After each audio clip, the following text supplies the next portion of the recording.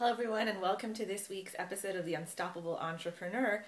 With me live today I have Natalie Sisson, who's also known as the Suitcase Entrepreneur. Welcome Natalie.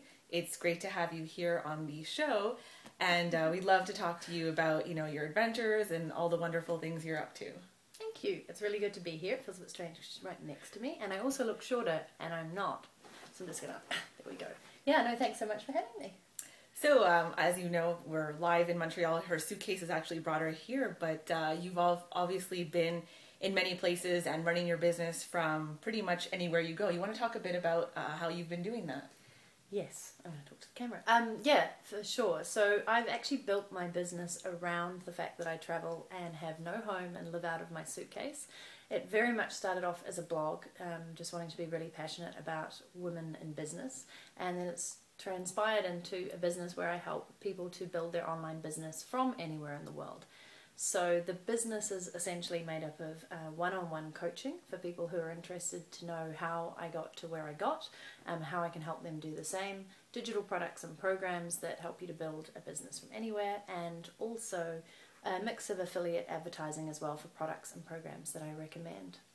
That's pretty amazing. So you want to share how you actually got started with your first products? I think people in our audience who are in that phase when they're just thinking about their ideas could definitely learn a lot from you, who's gone through the process many times and very successfully. Yeah. The first product launch was pretty funny and wasn't my best attempt, but I think if you look at most of the gurus online, their first product attempt was pretty poor, or they made like a couple of $100 sales. So mine was actually November 2010, and I'd had my blog for about 6 or 7 months and I had no way of making income. So I was like, right, I'm going to launch it. I think my community keeps asking me about social media and how do you use it, and so I was like, right, I'm going to launch the social media bootcamp. And it came actually off the back of some workshops that I ran in Vancouver. So I ran these booked out workshops back to back for a whole month, and got so many great questions and answers, and it gave me a chance to present my materials to them and really fine tune them. And then I was like, well, why don't I turn this into an online program?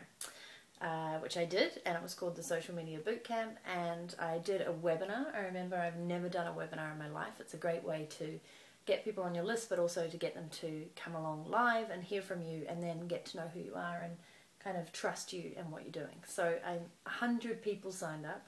No, 86 or something ridiculously small, and I think 25 people were on the call live. And at the end of the hour, I'd sold like one, and I was like, oh my god, that's so exciting, one! But then a few more people signed up, and in the end I think there was something like 9 or 10 people, and it was a higher priced product. Not massively high, but it was something like $147 or something. So I was like, oh, okay, I'm onto something there. And that was pretty much where it started, but that was definitely the first one. And since then you've gone to like launch several more products. What would you say has been like the turning point that's really driven you, like moved you forward and helped grow your business more? Yeah, it's a good question. I think there's still so much to figure out and learn, but for me it's always been a combination of factors. One, taking yourself more seriously, investing in your product launch, so being much more specific about the outcomes of what you want, the goals, the profit margins, knowing your costs, knowing actually how many of the items you'd like to sell or how much you'd like to make out of it, and then as I said, just planning. There's a lot more planning that goes into launches than you ever think. So if you go into it half-hearted, you'll get a half-assed result. That's definitely what I found. So on those times when you kind of sometimes rush a launch or you're relaunching something, it should never ever be about, oh my god, I need the money. It should always be about, who am I serving, and is this a good time for them to get this information, and am I delivering it in the best way? So they'd be probably my biggest learnings. Invest more time into it, plan and really know what you're doing, invest more money into it so that it looks good, and yeah, definitely plan that process out. And I mean, you yourself, you do provide coaching services. What do you recommend for people starting out? Do you recommend getting a coach? I mean, and do you have a coach right now? Yeah, I totally recommend you should have a coach. And I do have a coach right now, but it took me quite a while to actually find one that I wanted to work with. I think as a coach, you should always be coached so you know what it feels like to be on that receiving end. And everybody needs coaching and mentoring and advice to get them to the next level. So I think coaches are something you should have along the way.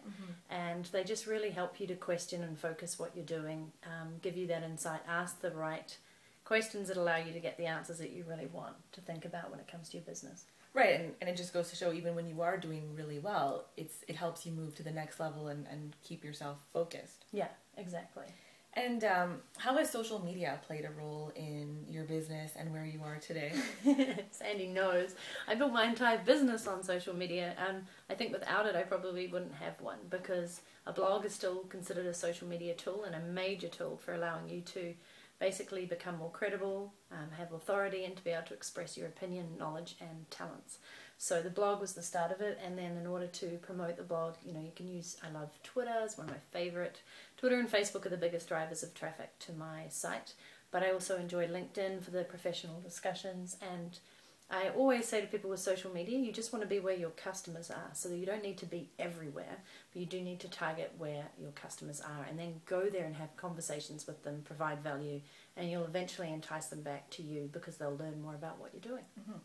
And jumping back to the product launch and sort of a development related question, what do people do who kind of have an idea but they're not quite sure where to start? What would you recommend them to do? Yeah, well, I'd say start. And this is one of my biggest things, is how many people just don't ship. So an idea is only an idea until you actually get it out there and put it in front of people. So one thing that does frustrate me is people go, it's a great idea, but I'm not going to tell you about it, and I'm going to wait until it's absolutely perfect, and then I'm going to release it to the world. And I'm like, well, one, you should be telling people about it all the time, because they help you shape your idea into something that's actually worthwhile. And two, you can release it in iterations, even if it's nowhere near perfect. You can release that minimum viable product, right? It could just be that you're going to put out an audio recording, but from there you're going to then turn that into a transcript, which becomes a book, which then becomes a program, which then becomes a coaching program. So I always just say, get the idea out of your head and test it. Mm-hmm. I love that. And as you know, I'm a big believer in the, keep it simple and get it out there and build on it as you go. And which kind of leads me to the next question, because I've sort of watched you over the last few days, and I'm sure it was simmering before that, launch your biggest initiative yet. Yeah. You want to talk about that, because it's really exciting. Maybe you can explain it to people, and then I'll see how good my marketing's been. Okay, so I've been hearing about it, and I've read the blog post. So basically what Natalie's doing is starting an initiative which starts with $100 change. So how far can $100 go? And she was given, and everyone who went to World Domination Summit was given $100 to either go, start a business, start an idea, or invest in someone else. And now what Natalie's done is something that's really cool, where she's going to involve 100 change makers, and over the series of 100 days, you will be getting different emails and videos and inspiration to move you along in your business development. But it all kind of culminates in somebody or several people who will be invested in, with sort of the investment from everyone else. So I hope I didn't massacre that too much. Yeah, no, that's really good. So you got the gist of it. So yes, it's called $100 Change, to be inspired by 100 change makers over 100 days for $1 a day. So the investment is $100, and for that you get 100 nuggets of wisdom from these change makers. And at the end of those 100 days, you'll actually be given a blueprint for you starting your own project or business. So there is a structure to it. And then all of that money, or almost all of the money from those sales, is actually going to go back into 10 people who will win a scholarship for as much as the amount is that we have in that kitty. And with that, they can start their own project or initiative. And they'll get 100 days to really get going on that, and they'll have mentoring and advice along the way from some of the change makers. So it's a really exciting initiative. It is my biggest because it really requires everybody to get behind it. It's not something that I can do alone, and I think that's a great thing when you're launching anything, is to have that collaboration. Mm-hmm. And I also think it really has meaning for people. Take $100 and see what you can do with it. Can it change the lives of hundreds of others with your project?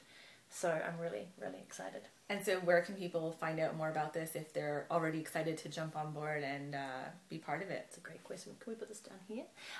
They can go to suitcaseentrepreneur.com/change.